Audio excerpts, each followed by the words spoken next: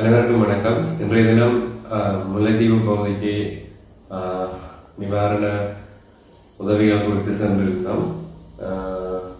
இதுல பல கேள்விகள் என்னிடம் கேட்கப்பட்டிருந்தது. உண்மையிலே அங்க நின்று நாங்கள் எல்லா இடங்களுக்கும் போக முடியல. நாங்கள் திட்டமிட்ட நேரத்தை விட பிந்தித்தான் போனாங்க. அதுல உங்களை கொண்டு சொல்ல வேண்டாம், வெள்ளங்கள்ல பெரிய கழிவுகள் ஒரு உலோக குத்தி டயர்ல குத்தி காத்து போயிருந்தபடியா நாங்கள் கிளிநொச்சியில அதிக நேரம் செலவிட்டு தான் நாங்கள் அதை போனபடியா எங்களால் பல இடங்களுக்கு போக முடியல. அதனால வெள்ளங்கள்ல வரும்போது கவனமாக இருந்தோம். அவசியப்படாட்டி தயவு செய்து மாவட்டத்தை விட்டு மாவட்டமோ அல்லது தூர இடங்களுக்கோ நீங்கள் வெள்ளத்தை குறுக்கறதுக்கு யாரும் பயணிக்காதீங்க. சிரமங்கள் வரும். பெரிய வாகனங்கள் இருந்தால் அதனூடாக அத்தியாவசியப்பட்டால் மட்டுமே பயணிங்கள். மற்றபடி பயணிக்கிறது தவிர்க்கிறது நல்லது. முல்லைத்தீவு மாவட்டத்தை பொறுத்த மட்டும் பரந்தன் சந்தியிலிருந்து போக முடியாது என்ற அறிவித்தல் தந்திருந்தவர். கண்டாவள புளியம்பொக்கன பகுதியில் இருக்கக்கூடிய பாலங்களுக்கு மேலால தண்ணி பாயுது, அதில் பழுதடைந்து இருக்குது, சேதமடைந்திருக்குது என்று சொல்லப்பட்டபடியா அதனூடாக நாங்கள் புதுக்குடியிருப்பு பகுதியை போக இயலாது என்று அங்கிருந்த போலீசாரால் அறிவுறுத்தப்பட்டது. மாங்குளத்தில் இருந்து ஒட்டி சுட்டானூடாக நாங்கள் முல்லைத்தீவு நகருக்குத்தான் முதலாவது என்னன்னா உத்தியோகபூர்வமான தகவல்களை பெற வேண்டும் என்பதற்காக நாங்கள் முல்லை நகர் அரசு செயலரை சந்திக்க வேண்டும் என்பதற்காக அங்க போயிருந்தோம். போற வழியில இருந்தக்கூடிய தடைகள் என்று பெரிதாக இருக்கவில்லை. அந்த நான் சொல்றது அந்த மாங்குளம் முல்லை பிரதான வீதியை மட்டும்தான் சொல்லிக் கொண்டிருக்கிறேன். இருந்த மரத்தடைகள் அகற்றப்பட்டிருந்தன. மற்றாப்பல சந்தி வரைக்கும் போக முடிந்தது, எந்தவித தடைகளும் இல்லாமல். அந்த வெட்டாப்புல சந்தியில இருந்து முல்லைத்தீவு நகர் வரைக்கும் புது பஸ் ஸ்டாண்ட் வரைக்குமே என்ன மாதிரி இருந்ததுன்னா தண்ணி வெள்ளக்காடாகத்தான் இருந்தது. 4-wheel ரைட் பெரிய வாகனங்கள் இதில் போயிருந்தது. ஆனா அந்த வெள்ளத்தை பார்வையிடுறதுக்கு மக்கள் அங்க திரள்ல வரையினோம், மோட்டார் பைக்ல வரையினோம், ஆட்டோல வரையினோம். அதுகளுடைய ஆபத்துக்களை அவர்கள் புரிஞ்சு கொள்ள வேண்டும். நாங்கள் வெட்டாப்புல சந்தியில இருந்து வரைக்குள்ள அதுல இருந்து சிலாவத்தைக்கு திரும்புற பாதைகள் முற்றுமுழுதாக எல்லாம் வெள்ளக்காடாக இருக்குது. நந்திக்கடல் அந்த முற்றுமுழுதாக எல்லாம் ஒரே கடல்ல இருக்குது. முல்லைத்தீவு நகர அண்டி அரசு அதிபரை சந்திச்சு அவர் சொன்ன தகவல்களை ஏற்கனவே பகிர்ந்திருக்கிறது. இதுல சில இடங்கள் அங்க இருக்கக்கூடிய உத்தியோகத்தர்கள் மக்களோட பேசி போட்டுதான் வந்துறாங்க. முதலாவது பார்த்தா முல்லைத்தீவு நகர் பெரிதாக வெள்ளத்தாக்கம் இருக்குது. அரசு அதிபர் சொன்னதன்படி 14 இடைத்தாங்கல் முகாம்கள் குறிப்பிட்ட 2000க்கும் மேற்பட்ட 2300க்கும் மேற்பட்டவர்கள் இருந்தாலும் அநேகர் நண்பர்கள் வீடுகளில் தங்கி இருக்கிறார். முல்லை நகர் பகுதி பெரிதான வெள்ள பாதிப்புக்கு உள்ளாகி இருக்கிறது. கரையோர பகுதி கொக்குழாய் தொடக்கம் இங்க வரக்கூடிய கரையோர பகுதி வெள்ள பாதிப்புக்கு உள்ளாகி இருக்கிறது. அங்க மக்கள் இடம்பெயர்ந்து நண்பர்கள் வீடுகள் உறவினர்கள் வீடுகள் இருந்து கொண்டிருக்கிறோம். அவர் சொன்ன ஒரு விஷயம் அங்க பிரதான விஷயமாக இருந்தது, மின்சாரமும் தொலைத்தொடர்பும் இல்லாததால தங்களால போதிய விவரங்களை பெற்றுக்கொள்ள முடியவில்லை. சரியான இழப்பீடு சரியான எண்ணிக்கை மதிப்பீடு வருமாக இருக்க மாட்டார். 2-3 நாட்களாவது ஆகும் என்று சொல்லி அவர் சொல்லியிருந்தார். அப்ப முல்லை நகர் பகுதி பாதிக்கப்பட்டிருக்கிறது அவர் சொல்லியிருந்தார். அங்க இருக்கக்கூடிய ஆட்கள் சொல்லிச்சுனோம். அதுக்குள்ளேயே உள்ளக இடப்பெயர்வுகளாக மக்கள் உறவினர்கள் நண்பர்கள் வீட்டில் கொக்குழாய் தொடக்கம் முல்லைத்தீவு வரையிலான கரையோர பகுதி, அதே போல மாத்தளன் வரையும் மாத்தளன் அம்பலவன் பொக்கனை அந்த பகுதிகளிலையும் மக்கள் இடம்பெயர்ந்திருப்பதாக தகவல்கள் அங்க நான் முதல் தந்தது உத்தியோகபூர்வமான தகவல். அவர் தனக்கு கிடைச்சதன் அடிப்படையில் கொண்டு நான் அங்க இருக்கக்கூடிய மக்களோட கதைச்சதன் அடிப்படையில். அதே மாதிரி வெளியோயா பகுதி அல்லது சம்பந்தோர பகுதி இந்த தகவல்கள் எதுவும் கிடைக்கவில்லை. அடுத்தது கொக்குழாயை நோக்கின பயணத்துல இடையிடையில வெள்ளம் மேவி பாய்ந்திருந்தது. அளம்பில் சம்மேளனங்களுக்கு போகக்கூடிய இடத்துல இருந்தாலும் ஆனால் பயணம் செய்யக்கூடிய மாதிரியாக இருந்ததாக எனக்கு அங்க இருந்த உத்தியோகத்தர்கள் அவரோட கதைக்கும் போது சொன்னார்கள். ஆனா நாயாட்டு பாலம் முற்றுமுழுதாக வெள்ளம் மேவி பாய்கிறதாலையும் அந்த பாலத்துல பழுது ஏற்பட்டிருக்கிறதாலையும் அது அந்த பாலத்தை பாவிக்கிறது ஆபத்தான நிலை என்று சொன்னவன். ஆனா நாங்கள் அங்க வரைக்குள்ள அது அப்படி என்று சொன்னா பாலம் உடைந்ததாக தகவல்கள் வந்தது.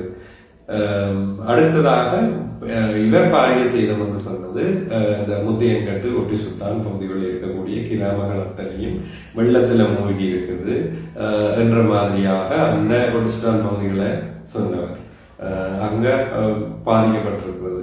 அதே போல இங்கால மாந்தை கிழக்கு பகுதிகளில் சிராட்டிக்குளம் பகுதி வளமை போலவே அந்த நிலத்தை ஊரறுத்து வெள்ளம் பாய்கிறதாகவும் மக்கள் இங்கால வர முடியாததாகவும் இருந்தது. சில இடங்கள்ல பவுனிக்குளம் பகுதிகளில் இங்கால மக்களை இடைத்தங்க முகாம்களுக்கு கொண்டு போனதாக தகவல்கள் வந்திருக்கு. அடுத்தது புதுக்குடியிருப்பு. புதுக்குடியிருப்பு பற்றி ஏற்கனவே நீங்கள் அறிந்திருப்பீர்கள். அதில் உடையார்கட்டு பகுதியான குரவில் பகுதிகள் முற்றுமுழுதாக வெள்ளத்தால மூழ்கின நிலையில் இருக்குது. அதை விட பல தாழ்ந்த பிரதேசங்களும் நீர்ல மூழ்கினதாக புதுக்குடியிருப்பு பிரதேசத்தை அண்டினதாக இருக்கிறது. இது இந்த பிரதேச செயலாளர்கள் அடிப்படையில இது இருக்கக்கூடிய. இப்ப இங்க நான் அவதானிச்ச விடயத்தை ஒரு விஷயம் சொல்றதுன்னா அந்த கடும் குளிர் அங்க இருக்குது, கடுமையான குளிராக இருக்குது, ஈர நிலங்களாக இருக்குது. அவர்களால சரியான முறையில சமைத்துக் கொள்ளலாமா அல்லது இவன் இடைத்தங்கல் முகாம்கள் இருந்தாலும் அது சரியான சாத்தியப்பாடாக இருக்க போறது இல்லை. பொருளாதார ரீதியாக மிகப்பெரிய அழிவு அந்த மாவட்டத்துக்கு ஏற்பட்டிருக்கு. விதைக்கப்பட்ட வயல்கள், தொழில்கள் அப்படி என்று பலவிதமான அழிவுகள் ஏற்பட்டிருக்குது. அதுல சரியான மதிப்பீடு இல்லாம நாங்கள் அதுகளை பற்றி கதைக்க கூடாது. எனக்கு வந்திருக்கக்கூடிய தகவல் அடிப்படையில மொழிவாய்க்கால் பகுதியெல்லாம் கேட்டிருந்தீங்க. அதே மாதிரி நகர பகுதியில நீதிமன்றம் வரைக்கும் வெள்ளம் இருந்தது. கிரகங்காலம் கொஞ்சம் போகலாம். மற்றும் அந்த பின்பகுதியிலேயும் வெள்ளங்கள் வந்திருந்தது. செல்வபுரம் பகுதியில் ஆனால் இவர் ரீஅஷ்யூர் பண்ணினார், ஒரு உறுத்தா எந்த விதமான இதுவரைக்கும் உயிர் ஆபத்துக்கள் ஏற்பட்டதாக பதிவு செய்யப்படவில்லை. கூடிய வரைக்கும் இந்த இப்போ பாரதூரமான உயிர் பிரச்சனைகள் வந்ததாக தெரியவில்லை என்ற ஒரு வசனத்தை சொல்லியிருந்தார். அதே போல முள்ளிவாய்க்கால் பகுதி வட்டுவாகலுக்கு மேலாக தண்ணி பாயிரபடியா அது முற்றுமுழுதாக அந்த நோடாக பயணம் செய்ய முடியாது. அதுல 1-1.5 அடிக்கு மேல தண்ணி போறபடியா. நேற்றைய தினம் நான் உயர்கட்டு விசவமாடு பகுதிகளுக்கு செல்லவில்லை. ஆனா அரசாதிகளுடன் பேசிக் கொண்டிருந்த போது அவர் சொன்னார் தான் மன்னாங்கண்டல் ஊடாக, என்னன்னா அவர் ஒரு விஷயத்த சொன்னார், பெரிய வாகனம் 4-wheel டிரைவ் அல்லது பெரிய வாகனம் என்றபடியா தான் ஒட்டிசுட்டானில் இருந்து மன்னாங்கண்டல் ஊடாக புதுக்குடியிருப்புக்கு, புதுக்குடியிருப்பிலிருந்து விசவமாடுவுக்கு நான் போனா என்ற ஒரு வசனத்தை சொன்னேன். நான் அதை நேரடியாக பார்வையிடல, அதனால எனக்கு தெரியாது. நாளைய தினம் நான் அந்த பகுதிகளுக்கு போவேன். போகக்கூடிய இருந்தால் நான் அந்த தகவல்களை உங்களுக்கு இந்த மாதிரின்றத சொல்லுவேன். அப்ப இது அந்த முழு அளவிலையும் இருக்கக்கூடிய சேதம். ஏற்பட்டிருக்கிற சேதத்தின் முழுமையான விவரங்கள் மின் தடைகளாலையும் தொலைத்தொடர்பின்மையாலையும் பெற்றுக்கொண்டுள்ள பெரிய இடைஞ்சல் அங்க இருக்குது. ஆனா வெளியில இருக்கக்கூடிய மக்கள் இயல்பான வாழ்க்கையில இருக்கணும். இனி இந்த முகாம்களில் இருக்கக்கூடிய மக்களோ அல்லது வீடுகளில் தங்கி இருக்கக்கூடியவர்களுக்கோ நாங்கள் உடனடியாக செய்ய வேண்டிய தேவைகள் கணக்கே இருக்குது.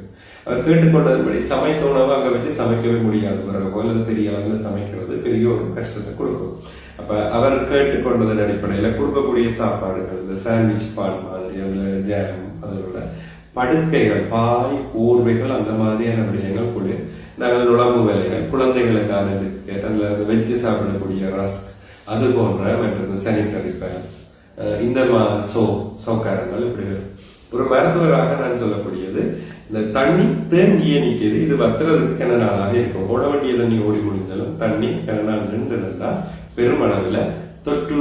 என்னன்னா நீர் முதல்கள் பாதிக்கப்பட்டிருக்குது. கிட்டத்தட்ட எல்லா கிணறுகளும் பாதிக்கப்பட்டிருக்கபடியா நாங்கள் கேம்பில் இருக்கக்கூடிய ஆளுக்கு குடிநீர் வரைக்கும் நாங்கள் கொடுக்க வேண்டியதான் இருக்கும். இதை செய்யாட்டி ஒரு பெரும் தொற்று இது தொடர்ந்து வரலாம். பார்த்த நிலையில முல்லைத்தீவு மாவட்டம் மிகவும் மாவட்டம் ஒரு மிகப்பெரிய மாவட்டமாக இருந்தாலும் குறிப்பிட்ட பகுதிகள் மிகப்பெரிய அளவுல பாதிப்பை எதிர்கொண்டிருக்குது. இத சரியாக இந்த நேரம் நாங்கள் உணவு கொடுக்கறதால எந்த விதமான பிரயோசனங்கள் இல்லை. அவை வீடுகள் போய்க்குள்ள அவையிட்ட ட்ரை ரேஷன் என்று சொல்லப்படுற அந்த உணவுகளை நாங்கள் கொடுக்கக்குள்ள அவர்கள் ஏதாவது செய்து கொள்ளலாம். ஆனா ஒரு அடுத்த ஒரு 3-4 நாளைக்கு அவர்களுக்கு அந்த நேரம் அது உடனடியாக சாப்பிடக்கூடியதாக என்ன இருக்கின்றதோ அதை கொடுக்கறதுதான் சிறந்ததாக இருக்கும்ன்றது என்னுடைய கருத்து. அப்ப மக்கள் நீங்கள் உதவி செய்யறதுன்னு சொல்லி சொன்னா அந்த இடங்களுக்குள்ளால போகலாம். ஒரு பிரதேச செயலாளரோ அல்லது நீங்கள் அரசாணிகளோ அல்ல பிரதேச செயலாளர்கள் தொடர்பு கொண்டு அவர்கள் எல்லாரும் களத்தில் நிற்கிறதாக சொன்னார். புதுக்குடியிருப்பு ஒட்டு சுல்தான் மாந்தைகளுக்கு எல்லா பிரதேச செயலாளர்களும் அங்கே இருக்கணும் என்ற விஷயத்தையும் அவர் சொன்னார். அவருடைய உதவியில பெற்ற நீங்கள் சில தகவல்களை பெற்றுக் கொள்ளலாம். கிராம சேவையாளர்கள் ஊடாக அதை நீங்கள் கிராம சேவையாளர்களை நிக்க வைத்துக்கொண்டு நீங்கள் கொடுக்கிறதா என்ன செய்யணும்னு சொன்னா அது அந்த வளம் சரியாக பகிரப்பட்டதாக இருக்குமா தெரியும். சிலவள தெரியாம நீங்கள் மட்டும் கொண்டே கொடுத்துட்டு போனீங்கன்னா ஒரே குடும்பத்துக்கு 2-3 தரம் போற சந்தர்ப்பங்கள் இருக்குது. வினைத்திறனாக அதிகாரிகள் எனக்கு தெரிந்தவரையில வேலை செய்து கொண்டிருக்கணும் பல அதிகாரிகள் இடைஞ்சல்களுக்கு மத்தியிலே. அதனால 6வது சம்பந்தப்பட்ட தரப்பு அல்லது அரசு தரப்பு அல்லது யாராவது இருப்பீர்களா இருந்தா அந்த முல்லைத்தீவு மண்ணுக்கு உடனடியாக மின்சாரம் 3 வழிகளில் மின்சாரம் வரலாம் என்று அரசாங்க அதிபர் சொல்லியிருந்தார். அந்த மின்சாரத்தையும் தொலைத்தொடர்பு முறைகளையும் சொன்னீங்கன்னு சொன்னார். வெளிநாட்டில் இருக்கக்கூடிய உறவுகள் முதலாவது ஆறுதல் அடையணும். அவர்கள் தொடர்ச்சியாக தங்களோட உறவுகளோட பேச முடியாம கதைக்க முடியாம அந்த கஷ்டப்பட்டு கொண்டு இருக்கிறதால நீங்கள் ஒரு அரசு உயர் அதிகாரிகள் அல்லது அரசாங்கம் உடனடியாக செய்யணும் என்று நான் எதிர்பார்க்கிறது இந்த 2 விஷயத்தையும் சீர்திருத்த வேண்டும்.